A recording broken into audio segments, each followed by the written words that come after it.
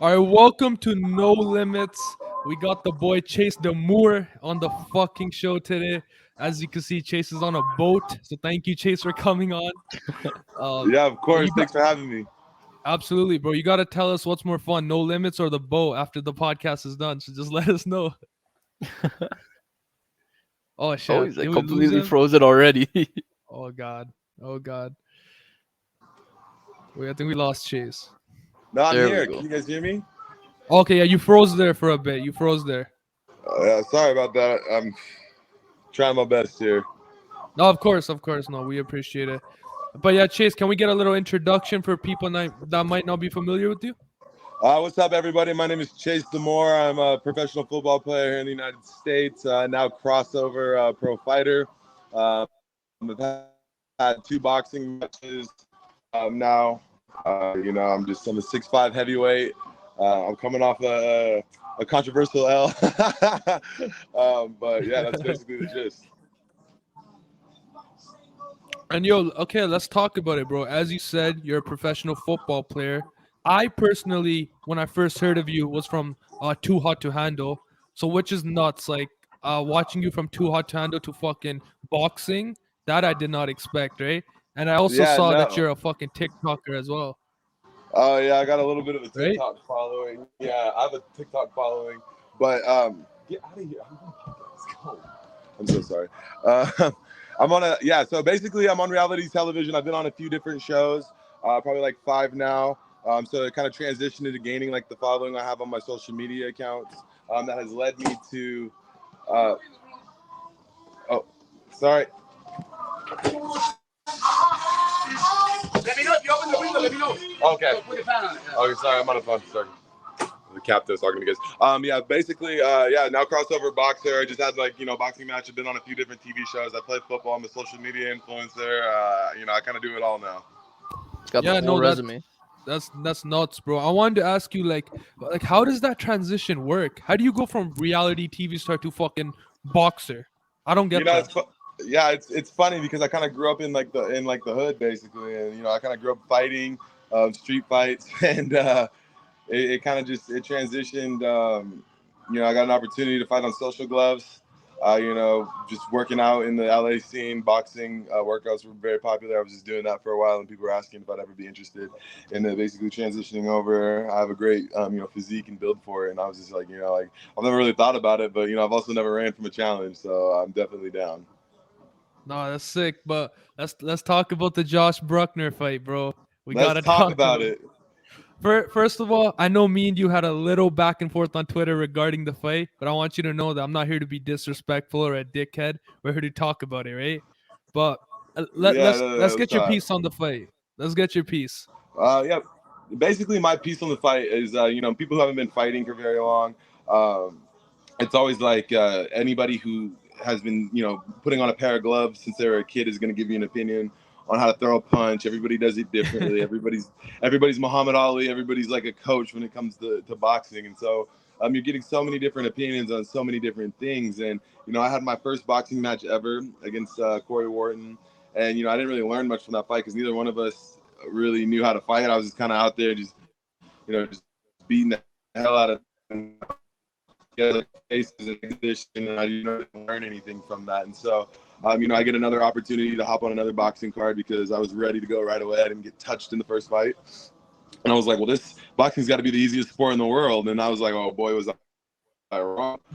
So I just got back into fight. Just kind of just hitting the bags a lot, doing like workouts and stuff. Not really sparring a whole lot. Um, just kind of just he's like, we got this really really dangerous guy named Josh Brueckner. He's supposed to be like the world beater. Like he's supposed to be like this guy that is untouchable. That everybody is scared to fight. That nobody wanted to take a fight with this guy for 2 years. And I'm just hearing Mams on the phone just hyping this guy up like he's untouchable. Like this guy's like Conor McGregor, like Muhammad Ali, like Mike Tyson. I'm just sitting here thinking like I'm not scared of nothing. Like give me the fight. My second fight ever. I want to fight a guy who has 5 years of pro fighting experience plus his 19 years of whatever fight background. Kid's been throwing a punch since he was like 7 years old, and I was like, I think that's a good challenge to see like where you're at, where you can compare yourself to, and you just listen to all these people talk about, oh,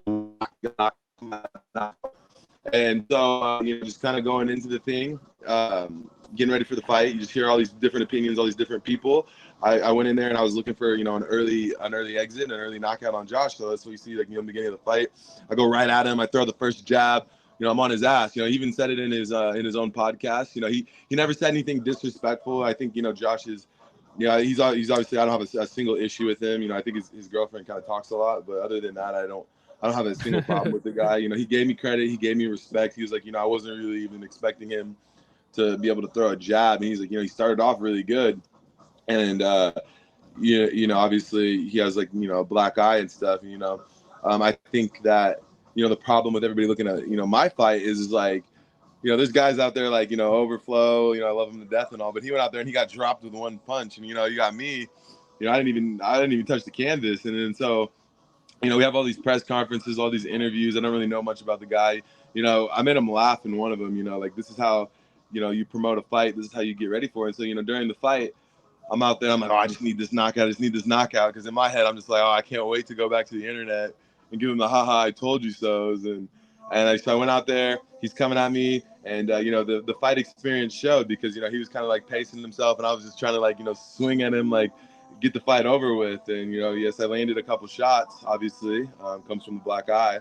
But, you can only do that for so long. You don't realize that, 6'5", 234 pounds, like, 4% body fat. And so I'm like all muscle, essentially. You don't realize how much oxygen muscles take. And so I went out there, I'm swinging. And then, you get gassed out. It doesn't matter, like, how big, fast, strong you are. You can be the biggest, fastest, strongest guy. But, once there's no gas in the tank, you kind of just become dead weight. And so, like, you get to the end of that second round, I'm kind of dead weight. And then I posted the clip. Obviously, the guy, he's a wrestler. He's an MMA fighter. He shot like you would shoot in, like, a wrestling shot, like, basically stood on a knee, wrapped me up, and punched me in the back of the head. Oh, a few things with that is like, one, I'm already tired. Anybody who's ever been tired knows you're already lightheaded. You're tired, you're already lightheaded. And two, you don't have to be very strong. It doesn't have to be that big of a hit. Anything can happen in boxing. It can all change with one punch. And between being extremely gassed and getting hit in the back of the head right there, everybody's number one thing is, oh, well, you hit him in the back of the head. And I'm like, well, yeah. Granted, I'm not saying I did or did not hit him in the back of the head, but with that being said, dude's got how many years of fight experience versus a guy who's had 2 fights. He had to go into that expecting that he was going to get, some shots that aren't usually shots you would get in a boxing match. The fact that this guy has this extensive boxing background, if you watch the clip and how he shoots him and he punches me in the back of the head, like, it's like a guy with experience, a guy who everybody was so terrified of, a guy that nobody wanted to fight. Like, I genuinely could not walk away from that and be like, oh, I was so impressed by this guy. Because, like, I sit there and I think to myself, like, had, like, I used my range, had I sparred a little bit more and learned how to pace myself, the first fight was only 2-minute rounds, had I, gone out there and just fought my fight, just worked, I could have won that fight with a jab. Like, I have an 84-inch reach against a guy with 74-inch reach, like, there's a lot of factors that had I known post-fight, had I taken more serious, there's a lot of things I would have liked to change in that fight. And so that's why I look at it like this. It's like, okay, guys, I've had 2 fights in boxing since June. I'm going to get back to LA. I'm going straight back into the ring. I'm going straight back into my fight. I'm going to be sparring like 3-4 times a week. And once I figure out how to pace myself, once I figure out how to use my range and my size, like, that's why I tell everybody it's going to be a dangerous thing. Like, I feel like a lot of people who are on the internet, they're saying, oh, stop boxing, stop doing this, stop doing that. They're posting my one missed swing that they love to keep, like, reiterating back towards. And it's like, you guys can post that all you want. Like, you guys act like boxers in the history of boxing have never took a swing and a miss before. Like, you guys just want to post it because it's me and you guys want to come for me. But let's talk about, when Temper got dropped. Let's talk about when Sensei lost his fight. Let's talk about, Deji losing 3 fights in a row. And everybody's giving him credit for giving Floyd Mayweather a black eye. And I'm sitting there going, like, guys, these guys have been boxing for forever, months. I started out as a workout routine, and now I'm in fights. And it's just like, once I figure this thing out, I don't see anybody, being able to compete. I physically can't hit in the scene. Like I said, I don't take anything away from Josh. I think, like I said, I give Josh his merit, I give Josh his credit. Josh beat me, whatever.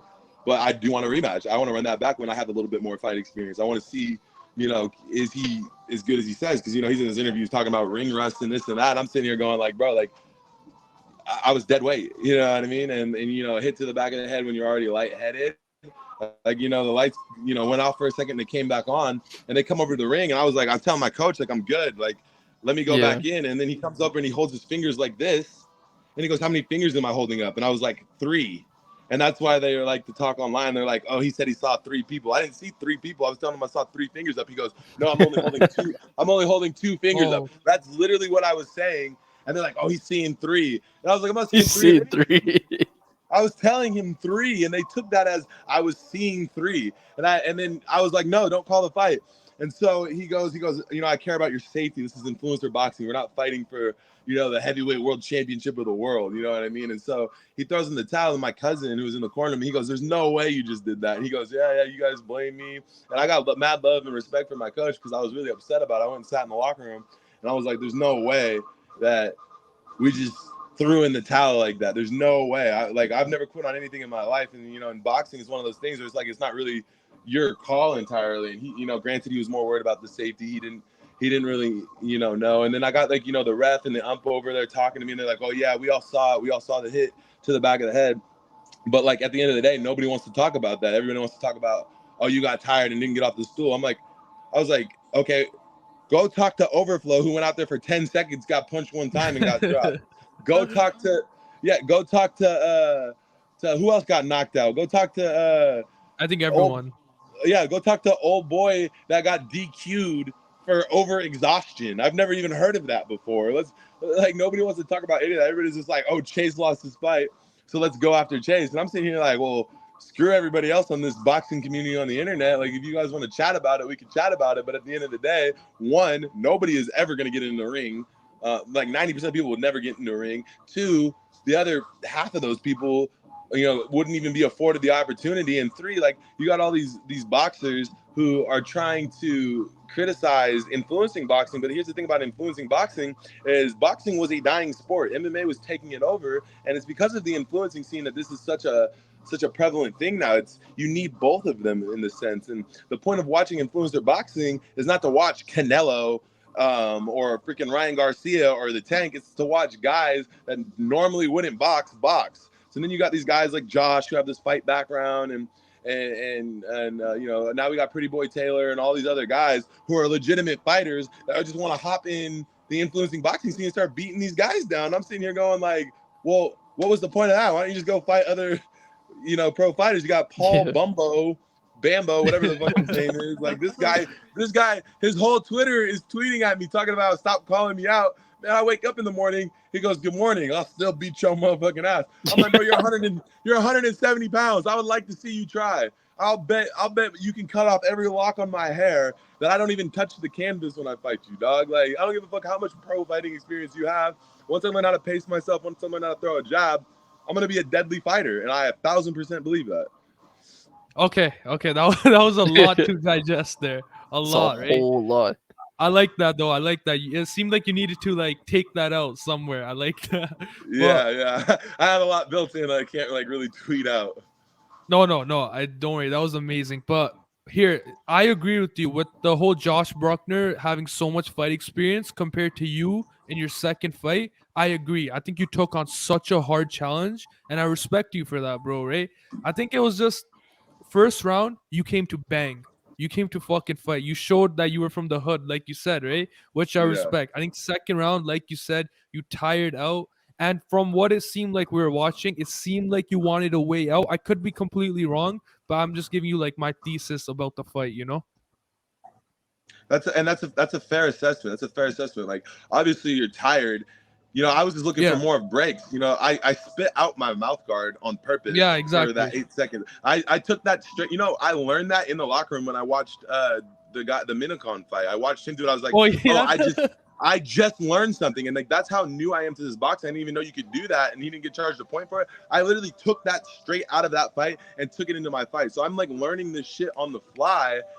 And that's what I'm saying. You got these influencers. I could have took easy fights. After the Corey fight, I got an option to pick so many different people that I could have took an easy fight with. including JMX. Like I still want to beat the hell out of JMX, but like he was running his mouth. Like all these people, like who's to say? Like I don't go and I pick a fight with Harry, or like obviously like Harry Jowsey's not a big fighter, or like I go find some kid on the internet like Ginty that JMX fought, and I go beat the hell out of him.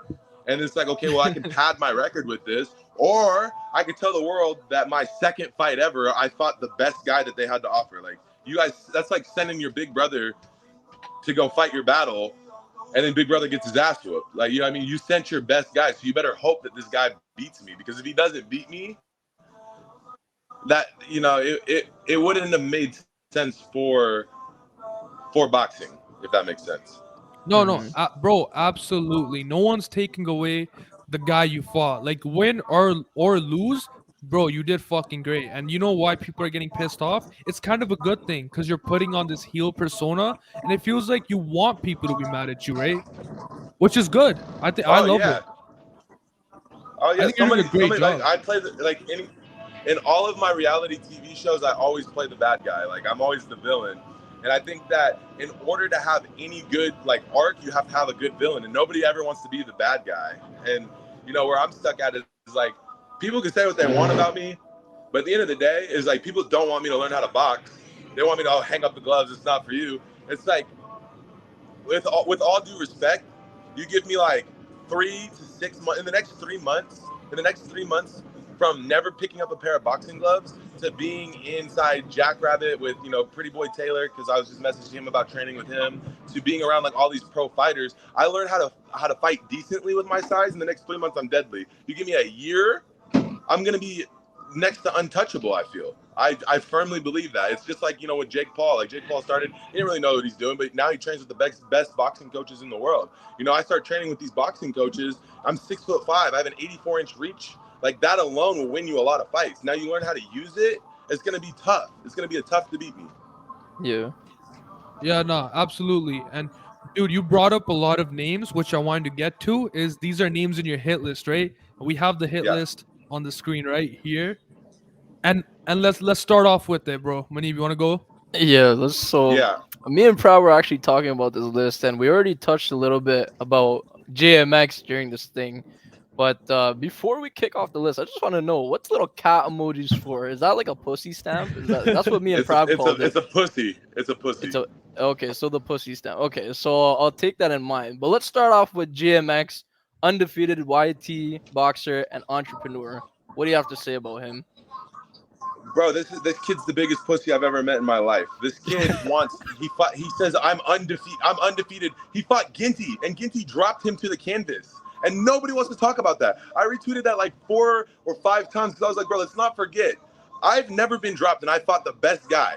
You got dropped by Ginty, who I think he's a really nice kid, but he's built like a milk bag. And then the kid went on there and was tweeting at you. You did so great, bro. Good job in your fight. A guy that he had just fought. There's no way. I was saying it before anything that this guy's taking easy fights to pad his record. He says, "Oh, I'm 5-0. I'm undefeated." You're 5-0 against who, bro? Who have you fought? And that's where I put like the little pro fighter thing right there, because they claim to be these pros. And I'm 5-0 against. You're being a pussy. He wanted me 2 weeks after my first fight with Corey. He wanted me to fly all London, lose 30 pounds in 2.5 weeks, fly all the way to London and fight him on that card under Happy Punch, who he is signed with, and that's the only way he would take and for $10,000.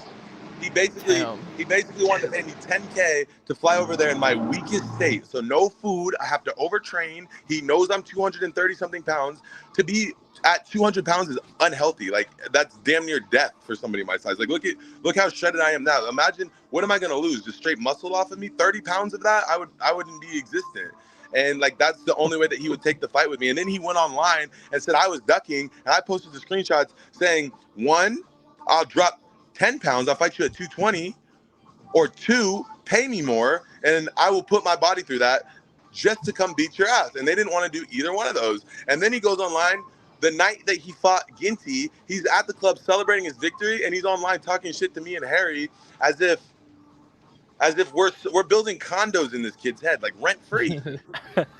That's nutty. That's nutty. And dude, the next guy you put on your list, I love this fight for you, bro. Harry Jowsey. I think that fight makes so much sense. But correct me if I'm wrong, but aren't you guys boys? Yes, I like Harry. I think Harry's one of my best friends. He took me under his wing when I came in to the influencer scene. We're both on TV together. We're both are part of Netflix. The thing about it is the reason Harry's on this list is because obviously there can only be one king of reality television. Yeah, He's up okay. there, so I gotta beat him. To topple that, he's a really nice guy. But like, here's the thing: is like I want to show the difference between fighting a pro fighter and fighting somebody that's just like me. I think that that's a good fight because it'll show the differences and challenges that a lot of these guys are taking. Like I'm fighting pro guys who have these fighting backgrounds, and then I put a guy like Harry on there who's the same as me, and then I'll show you the skill difference between me and Harry to show you that I am a good fighter. Now compare me to somebody that has the same experience as me, and I'll destroy them. Yeah, that no, makes no. I sense. think you'd beat the fuck out of Harry Jowsey. But the next guy, Paul Bamba, that you put on the list, I don't know. I think that's a tough fight for you. You Why is can't he on forget the Paul the list? pussy Bumbo. stamp though. Yeah, he's a pussy, bro. Here's the thing about Paul. He talks shit online. He picks all these fights with these people. And like, yes, Paul is on there as the third fight for a reason. So it gives me time to like learn and to craft. I want him at the end of 2023. I want this fight. He talks so much shit to, Tommy Fury. He talks so much shit. The guy's 170 pounds. I don't care how big, large, whatever. Like, he could gain as much weight as he wants. But like me knowing how to fight, I don't care how much experience you have in the world. He doesn't have enough power generated in his body to do anything to me. And like I said, it only takes one hit to change the course of any fight. You know what I mean? Like if you look at some of these photos you guys have clipped in here, like those aren't even good form punch photos. Now imagine I get my weight behind it. Imagine I step through to that. Imagine a 70, or an 84-inch arm, a massive hand just coming at your face with correct form and correct power. It doesn't matter who you are. This guy, Paul Bumbo, is not Canelo. He's not Conor McGregor. You know what I mean? I'll show up and I'll fight this guy with my fighting experience, and I think it's a good test to see where I'm at, even then. And I think, I beat his ass. Then what's he gonna say? You know what I mean? What are people gonna say then? Oh, you fought a guy smaller than you. Okay, you fought a guy like Harry. Okay, and then I fight Paul, and they're like, okay, what are you gonna say now? What are you guys gonna say now? You know what I mean? Yeah. No, that makes sense. I also see here fourth on the list. By the way, is this list in like order from like who you want to fight, like first to like last, or is this just no given? There's necessarily no given order. Oh, Uh, okay. I mean, like obviously I wouldn't fight Paul Bum's ass like first, but Yeah, yeah. he's in the Okay. mix. But Yeah, that makes but sense. You got yeah. like boy Minikon here at fourth. I also noticed that he commented something I believe down here. Yeah, he said, "Oh, I'm a pro now too." What do you have to say about Minikon or Miniature Con? Is that what you wrote? Miniature Con, yeah, I'm gonna beat his ass, bro. Like I'm gonna beat Minicon's ass, bro, because he claims to be this best heavyweight out here. I'm gonna have to go beat his ass and humble him too, because he be talking too much on Twitter. I don't really like what he's doing with his hair, whatever that fucking shit on the back of his neck is. He fought like what the fuck's his name? Nick Knack Paddywhack, Yeah. who has never fought in his life, and Nick kind of did the same thing as I did and gassed out, except like I don't think that fight was that great, to be honest. Like I was very unimpressed. I think his punches are slow. I think in the influencer boxing scene, I'm gonna have to fight Minikon one of these days, and I'd rather just get it over with and go beat his ass real quick. Okay. Real quick. And yeah, you know what? Some of these fights we can do face to faces right here on No Limits. I would love to do that. That would be Oh Tremendous yeah, fun. I'll get on here. absolutely I'll amazing. you get Minikon on here. I'll tell him to his face. I'm gonna come beat You his gotta ass. get the boy Minikon back on No Paul Limits for a Bamba, face to face. Minikon. I'm gonna come let him know that I'm ready to come beat his ass. Damn. I think the Josh Brueckner rematch is self-explanatory, right? Yep. Oh yeah, that's 100%. I want the rematch. I need that rematch. I think it's only fair. I think if that guy is willing to fight me with no fight experience, he should at least give me the opportunity for a rematch. Like, bro, you beat me. Granted, you fought me when I had no experience. Give me some experience and give me my rematch. That's only fair. That's the only fair thing I can think of with that. If I was willing to take the fight after nobody would fight him for 2 years, then I think by him he should at least accept the rematch. No, I absolutely agree. But dude, I want to talk about Too Hot to Handle a little bit more. Okay, but let me finish though. I want to finish on that list too. Yeah, Okay, know go at the ahead. So let's talk at the about this list. at the bottom of that list, you notice how I put like I don't want any easy fights. I just want to over enunciate that I'm tired of these influencers and these celebrity boxers padding their fights. The only person I have respect for is Gibb and Austin Mcbroom. Austin, I was on his card. He knew that was going to be a tough fight. He knew it was going to Yeah. be hard. He took a loss on his own card. Nobody else would put themselves in a situation to do that. You got KSI who fought Panini, whatever the fuck his name is. Pineda. Like, you know what I mean? And the first guy, he just beat down in 10 seconds. And you got Jake Paul, who is probably paying off all these fucking fighters. And then you got, Oh god. you know, and then you got this guy who, you know, like I just want to over enunciate. I'm tired of these influencers taking easy fights. Like boxing, like yes, it's not pro fighting that we're doing, but at least fight somebody who's on the same level as you or a little bit above you. Make no easy fights. So when you get to let's just say hypothetically, guys, I beat everybody on that list. I'm 4-1. 3 of those guys are pro fighters, and I have a belt. Yeah. And I'm just gonna go back and reference. People are just gonna post that swing again. I'm gonna be like, listen, guys, like that's all you guys have. That's all you guys have. Now imagine, bro. Imagine if I would have went out there and Josh would have pieced me, and I would have just knocked out. Imagine the internet. Oh, it'd blow up. They'd Blow meme up. the fuck out of you. That's all they wanted. They want me to get dropped so bad, and that's why I'm gonna get the hashtag trending of hashtag still can't drop me or still never been dropped because I've never touched the canvas. I've never touched the canvas. I don't know what it feels like. Use it as motivation, bro, because this persona you have right now, the way this energy you're showing, it's great. This is what's gonna take you to the top. It doesn't matter if you win or lose. It's this fucking no fucks given energy. Yeah, come drop me then. That's what I tell everybody. Come drop me. Exactly. Nobody's been able to do it. Not even the world beater. You sent your best guy. They sent their best guy, and he could not drop me. I'm not hearing it. I walked away without a mark. I'm in Miami right now celebrating with my boys. Like I walked away without a scar, a scratch, a black eye, and the kid, he has a fat black eye. You know what I mean? Like I walked away unscathed. Whether they say, oh, well, you got to the end of the second round, motherfuckers was in there getting dropped in 10 seconds. That's overflow. Ask my dog Fuzi who got his nose broken. Ask Ryan Taylor who got his nose broken. Nobody wants to talk about that. You gotta chill on the boy Overflow, man. Like I'm not like, you know what I mean? I love Overflow. He's one of the nicest guys ever. He was in my locker room that night, but like I'm sitting there, I didn't even have time to warm up to go fight Josh because I was gonna warm up at the when he did his walkout, and so I started warming up, and then he walked out there in 10 seconds, got dropped, and then the people come in there like, oh, you gotta rush, you gotta hurry up, we gotta get you out there, and I'm like, no fucking way. Oh fuck. Man. Wait, were you surprised your fight was co-main event over Hasim versus Greg Hardy? Oh yeah, bro. I had no idea about that. I was so confused, and then they gave me the chance for the belt. I think they just wanted somebody to have a heavyweight belt. But like, what they don't tell you guys is blue corner was favored. Like, look at the list, and everybody on the blue corner won except one guy, I think. But blue corner was the favorite corner. So everybody on the blue was part of either Happy Punch or the Misfits people. Like, those are the people that they wanted to win. So the only option that I had in the Josh fight too, that was also part of the game plan, was my coaches literally told me, unless you knock him out, they probably are not going to give you the win. So if it would have came down to a scoring decision, blue corner was winning almost every time.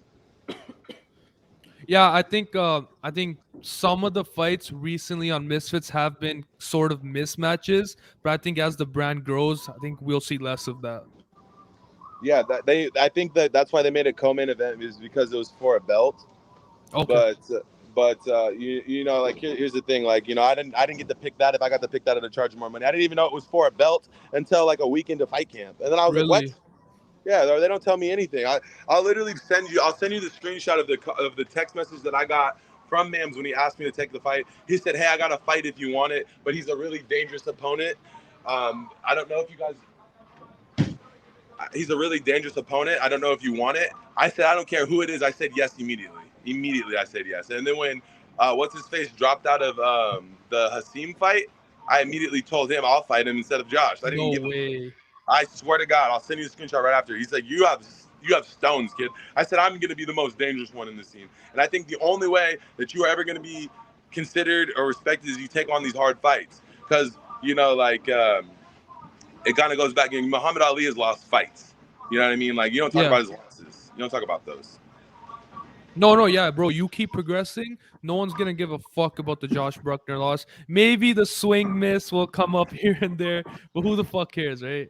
Yeah, you know what I mean? The more It's they funny. post it, the more people are seeing. I'm the most viral clip right now, and they're like, okay, well, he swung and missed. Okay, now go look at the YouTube channel. That fight has the most views. People are watching that fight. Everything I post about that fight is going Really? nuts. I don't give a fuck about what the comments and say. I don't even read the comments, to be honest with you. It's just like I post the video, and I see that 2 million people are watching it. It's nuts, That's how bro. It's fame nuts. goes, bro.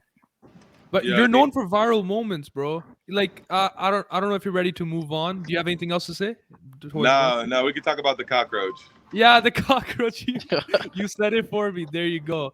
I wanted to speak about Too Hot to Handle, bro. Like how was that? How was the experience, the behind the scenes? Like explain it to me. It was good, man. You know, you just got out there. I showed up one day. I thought I was getting kidnapped because they wouldn't tell me where I was going or what I was doing. And it's kind of like one of those things, you guys know, like I run my mouth. You know, I play like this Thanos villain where I'm just like overconfident. And I went out there and I broke all the rules. And then I had a bug land on my face when I was on a date. And that's why in the next fight, there will be a roach reference. Whether I'm wearing a roach headband, a roach on my belt, whether my pants say Roach Boy, there's going to be a roach reference on the next one because – you know, as mad as I was about that moment, you know, I had to go sit back in the chair after a bug landed on my face. I had to finish that scene, and they didn't even air that part. They just aired the bug. Yeah, bro. I wanted to ask, right? Like I don't know if you agree with me, but you notice how the people that break the most rules end up getting the most clouded. So why would people not do that more often? Like it's more of a long-term investment, right? That's the problem with the new seasons is like everybody picked up on that, so they all do that now. Yeah, that's what's like kind of ruining the show, right? Yeah, bro. They got and then like the progressiveness of the cast. I'm just like, it's not the same, bro. You don't have fucking 6'5", fucking shredded people on the show anymore. You got like just regular ass people, and they call it Too Hot to Handle. And it's like, how many times can you trick? Like ours was different. They filmed it once, and so it's like, okay. We didn't know we were going on Too Hot to Handle. We didn't know if they were going to do a second season of that. They never talked about it, so it's easy to fool the second cast. But Yeah. by the third cast, you're like, okay. By the fourth cast, you're like, okay. Now we got season 5. Like, come on, bro. Like, what do you mean? Yeah, no, that's how it be honestly sometimes.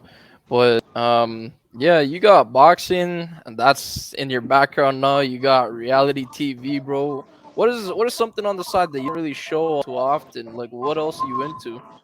Oh, I'm really into cooking. I'm like big on. I cook like a whole Friendsgiving. I love cooking with my friends. That's I'm big on that. different, yeah. I have a neuroscience degree. No way. Damn. Yeah, bro. I was actually going to med school when I got casted for Too Hot to Handle, and so like I had to pick between playing football and going on a TV show or going to med school. That's fucked. Resume is crazy, bro. Yeah, and then let's see what else. So yeah, I have that, and then I was gonna be a relationship therapist and a counselor. What? Okay. Got a Yeah. whole All right, lot on your bro. plate, man. I might need to start hitting you up in private for relationship advice. This guy. I got you. Whatever Don't get you annoyed. need. Don't get annoyed. Whatever you need. If you need me to DM ex-girlfriends or check faithfulness of current girlfriends, I got you. No, that's crazy. Oh man. All right, bro. I want last thing I wanted to talk about is in your Twitter bio it says you're a motivator. So I want you to give us like a little motivational speech about life in general, anything that comes to your mind. What do you have to say? You know, the biggest thing that I take away from anything is that you never take losses. You always learn lessons. And I think that when the motivator, my dad used to tell me all the time before he passed away, his favorite thing to say is, you ever see a good fight, you get in it. And that was like his number one thing to say. And so like on all of my gloves, even the ones I just fought in, I'll send you a picture of them later. I write that on all my gloves. I always wrote it on all my cleats. It's like a big thing to me because my dad used to say, you don't ever run from a challenge. You don't ever retreat. You know, you go out on your shield, and you know, I think I wrote it on my first gloves. You ever see a good fight, you get in it because those are the ones that you remember. Win, lose, or draw. So Amazing, bro. Rest in peace to your father. But I think you're making him proud. You're making him proud for sure. You won me over. You won me over as a fan. At first, I didn't know how I felt about you. You're a cool guy. And I hope one day we can do this again. Maybe on like a better setting when you're not at a party. But thank you for coming on, bro. Yeah, bro. You know me, man. I got you, man. Just let me know. We'll make something work. We'll do a follow-up in a couple months. I'll send you some sparring footage. We'll get it out there. Yeah, let's keep in touch, bro, for sure. Absolutely. All right, boys. Thanks so much for having me. All right, See brother. ya, Take man. it easy. All right. Take it Cheers. easy.